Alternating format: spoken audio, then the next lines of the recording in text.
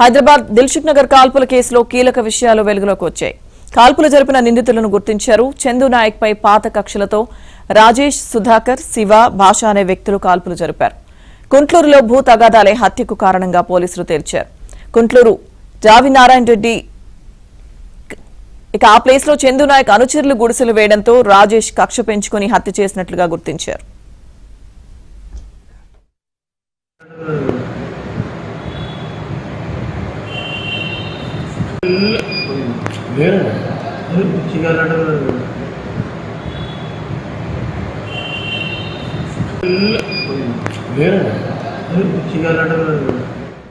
హైదరాబాద్ దిల్సుఖ్ నగర్ కాల్పుల కేసులో కీలక విషయాలు వెలుగులోకి వచ్చాయి. పూర్తి అప్డేట్స్ మా క్రైమ్ కరెస్పాండెంట్ మణికంఠ అందిస్తారు.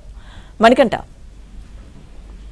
లక్ష్మీ దుర్గా దిల్సుఖ్ నగర్ కాల్పుల కేసులో పోలీసుల దర్యాప్తు వేగవంతంగా కొనసాగుతుందని చెప్పుకోవచ్చు. ఇప్పటికే పోలీసులు కూడా కొంతమంది నిందితుల్ని అదుపులోకి తీసుకున్నట్లుగా సమాచారం అందుతుంది. చందు నాయక్ పై కాల్పులు జరిపింది రాజేష్, సుధాకర్, శివ, భాషగా పోలీసులు అయితే ప్రస్తుతం గుర్తించారు.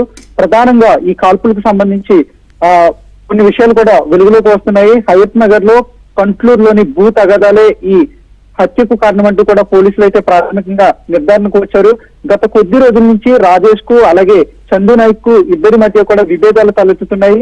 ప్రధానంగా హయత్ నగర్ లో కట్లూరులోని నారాయణ రెడ్డి నగర్ లో చందు నాయక్ అనుచరులు గుడిసెలు వేసుకునేందుకు సిద్ధమయ్యారు.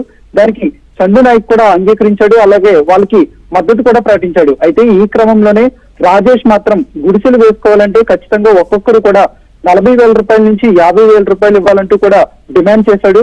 అలా వచ్చిన డబ్బులు రాజేష్ తో పాటు చందు నాయక్ పంచుకోగా అయితే ఈ డబ్బుల పంపకాల్లో వివాదం మొదలైనట్లు పోలీసులు అయితే ప్రాథమికంగా నిర్ధారించారు. దీంతో పాటు గతంలో చందు నాయక్ అలాగే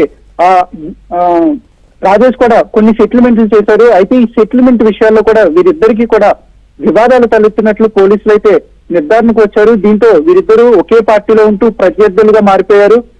రాజేష్ ఎలా అయినా చందు నాయక్ ని మట్టుబట్టాలనే ఉద్దేశంతో పూర్తిగా కూడా రెక్కి నిర్వహించిన అనంతరం ఈ హత్యకు పూనుకున్నట్లుగా కూడా తెలుస్తుంది. అయితే చందు నాయక్ బంధువులు ఇప్పటికే వాళ్ళ కుటుంబ సభ్యులు కూడా పూర్తిగా కూడా ఈ హత్యకు ప్రధాన సూత్రధారి రాజేష్ అంటూ కూడా ఆరోపిస్తున్నారు. అతనిపై కూడా పోలీసులకు ఫిర్యాదు చేశారు. ప్రత్యేకంగా నిందితుల కోసం దాదాపు 10 టీంలు ఏర్పాటు చేసి ఆ 10 టీంలు కూడా నిందితుల కోసం గాలిస్తున్న పరిస్థితి కూడా కనబడుతుంది.